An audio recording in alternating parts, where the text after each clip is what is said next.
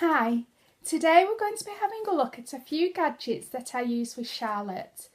One of the biggest things that children struggle with is time, knowing how long they've got before they get to do something they like, or how long they've got to play until they've got to do something you want them to do. When children don't understand what's happening, it can be very frustrating for them, and it often comes out in their behaviour. The things that I'm going to show you are just a few things that I have got that I have found helpful with Charlotte. When you first introduce a resource with a child, it's really important to remember they might not pick it up straight away. You will have to teach them what it is you want them to do alongside the tool. Some children might pick it up straight away, others it might take a little time before they get used to it. Some children might not respond to the resource at all. Keep going for a few weeks, but if you don't see any change in their behaviour while you're using it, then it may be that you need to look at something different. The gadgets that I'm going to show you in this video are just things that I have found really useful with Charlotte. But there are lots of different things out there, lots of different ideas that you can use to see whether it works with your child. Every child is different. Some children will respond really well to some things and not others. It is very much trial and error. Clocks and timers are a really nice visual way to help your child learn how long they've got before something has to happen. In this video, I have two things to show you, a grow clock and a timer. So this is the clock that I have for Charlotte. I use it so that she knows what time she can get out of bed. And I know a lot of parents that have these and find them really useful. It basically has a blue face when it's night time, and then it turns yellow for when it's time you can get up. It has an option for nap time as well, so you can have two different times so you don't have to keep changing the alarm clock. That's Emily that you can hear there. So if you can see on the display, it just has the time it is now, so it's 5 to 9.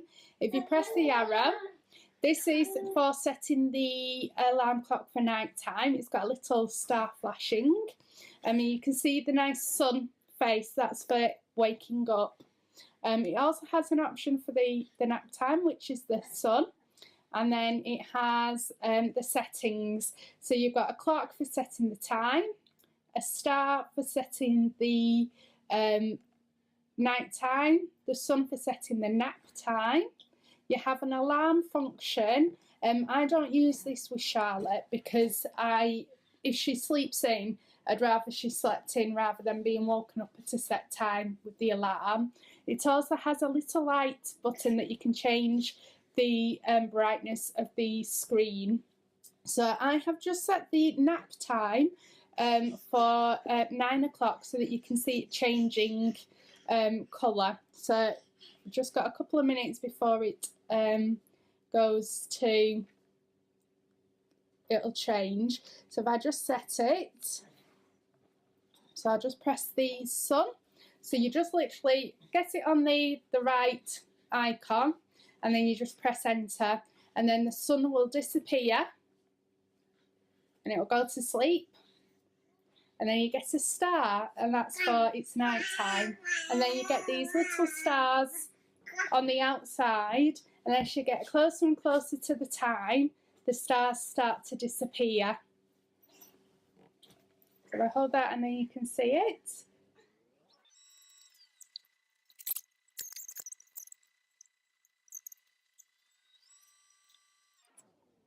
So we've got just under about 20 seconds before it starts to change colour. So you've got the last star to say it's almost time. So it stays blue for a couple of seconds. and then it starts to turn yellow, and then you get the smiley sun face, and then it's time that they can get up. It doesn't work straight away with them. You have to teach them that they can't get out of the room until they've got the sun face. What I do with Charlotte is, if she wakes up before it's yellow, as long as she's only got a couple of stars left, that's okay, but she has to stay in a room. She's not allowed out of a room until the clock's yellow. But like I said, it took a good couple of months, if not about almost a year, before she learnt that she stayed where she was until it turned yellow. It took a lot of getting up, bringing her attention to the clock's still blue, you've got to go back to sleep. Oh look, the clock's yellow, now you can get up. But it does work really, really well once they've got used to the idea. So this is the timer that I've got Charlotte. It's called Time Tracker, and it's by Learning Resources. And it's nice and visual for her, so she knows how long she's got before she's got to go and do something or an activity ends. If you can see on the front, it's got a clock display, so it tells you what time it is now. And then it's got a menu button, a start button, and an enter button. If you press the menu button, it has the timer where you can set how long each section lasts for before it changes colour. It also has an auto timer where it's got set times for the colours to change. So I'll just take it back to the timer. Now it's set at 5 minutes, but I'll just change that to 30 seconds so you can just see the colours changing. So if I press enter, so it has written on green, so this is how long the green will stay on for before it changes colour. So I press enter again to keep the hour at 0. And then at the moment it's set at 3 minutes for the green to last. So I just press the arrow so that that's the minutes, and then press enter. And then this is the seconds, so I'll just change that to 10 seconds. And then you press enter again, and then it goes to amber. So I'll do the same with the amber.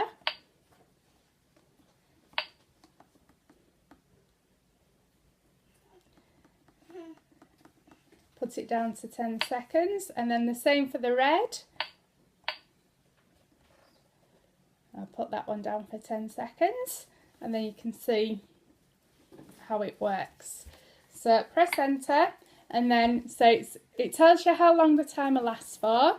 So it's for 30 seconds, and then all you have to do is press the start button. It has a beeping noise, so it tells you that it started and it's on green, and the timer starts to count down. When you're getting close to the timer changing, it flashes, and then it makes a noise to tell you it's gone to amber.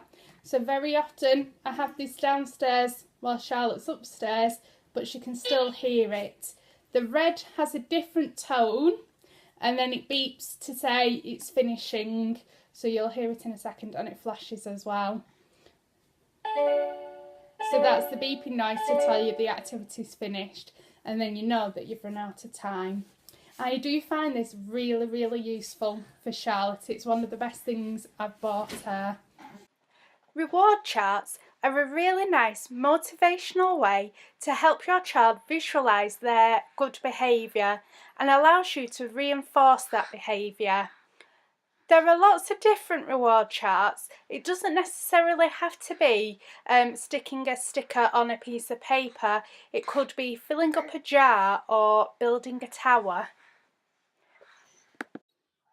So what I've got to show you is just 2 reward charts that I've used with Charlotte.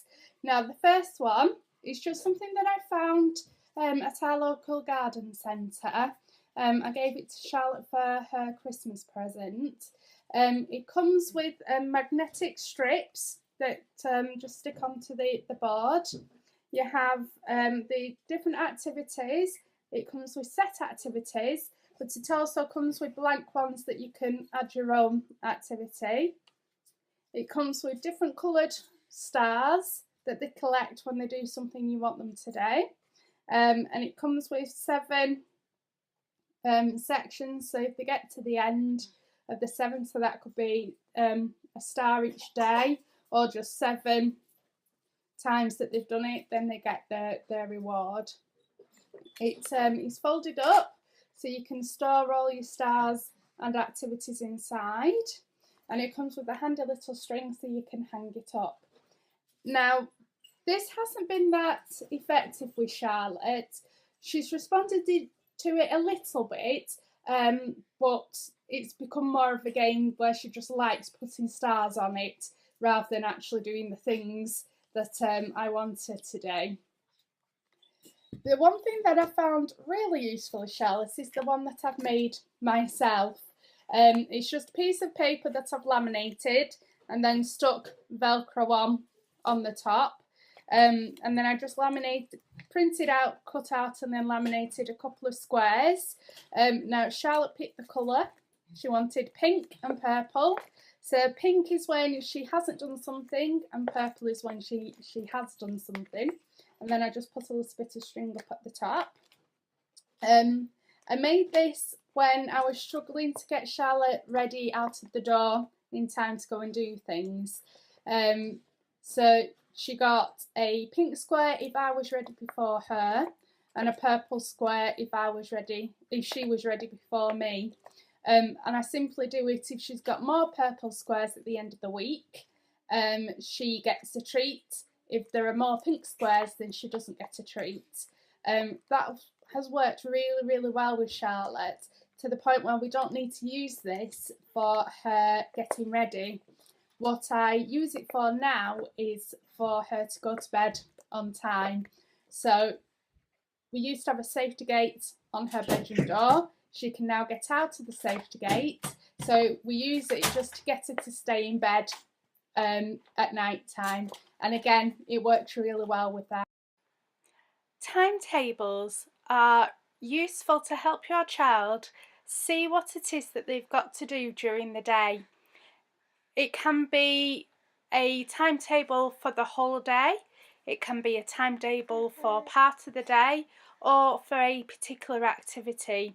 Depending on how much information your child can cope with will depend on what you use your timetable for.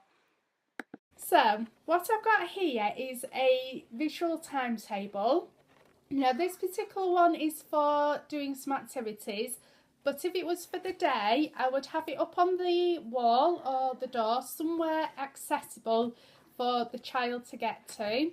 I would encourage them to go to the timetable, look at what they've got to do, and then take the pictures of themselves after each activity is finished.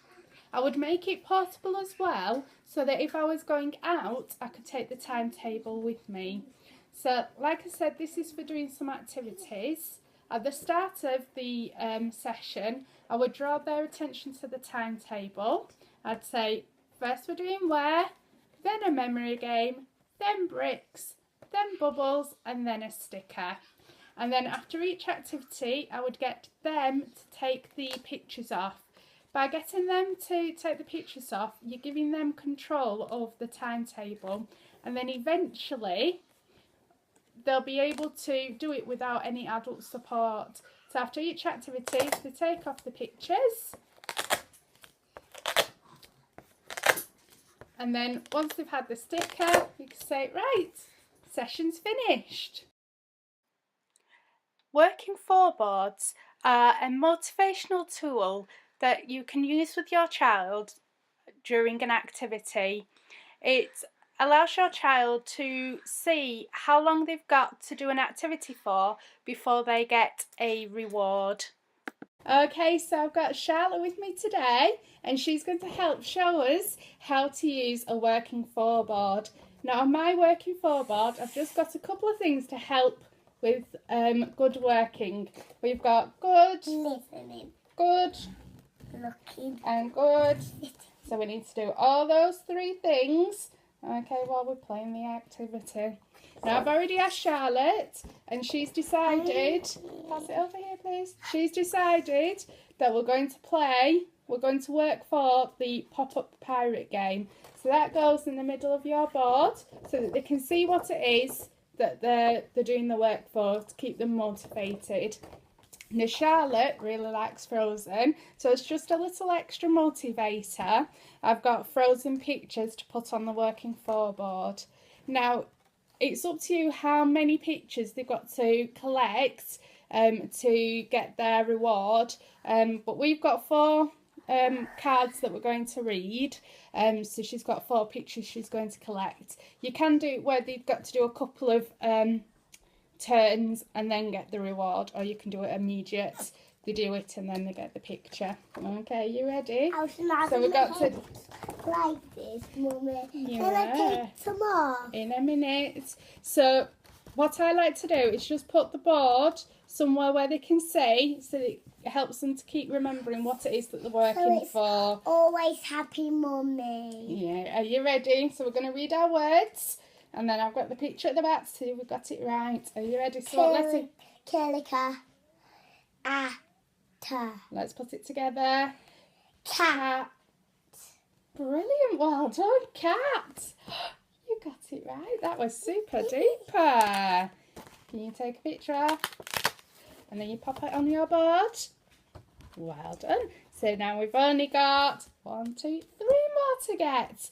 It's useful to keep reminding them how much they've got left, so that they know that it's not long before they're going to get their reward. Okay, next one. What letter? Can you say it? Oh, try again without coughing. Pan. Pan, super duper. It's a pan, you got it right. Right, you can have the picture. Okay, pop it on. Super, that was fantastic, Charlotte. I'm really impressed with that. Right, this one. Brilliant, let's put them together. Sitting. Not sitting. Listen to the word. Hen. Hen. Hen, fantastic, well done. It's a hen. Brilliant. Okay, you pop it on. Stick. Okay, last one to get, and then we can play the pirate game. Mummy, are we ready? That's for my getting dressed, yeah. All right, okay. Right, let's have... You remember what? Not no. Sitting. Not sitting. Listen. It. Sit. Brilliant. That was super duper well done. Right, you can have your picture. Okay, Poppy time. Now we've got, how many have we got? 1, 2, 3, 4. We've got 4, which means we get to play the pirate game. Fantastic, Charlotte. If you have enjoyed this video, don't forget to like and subscribe to see more. Feel free to leave a comment, and if you've got any questions or you would like me to do a video on anything, just ask. Thanks for watching.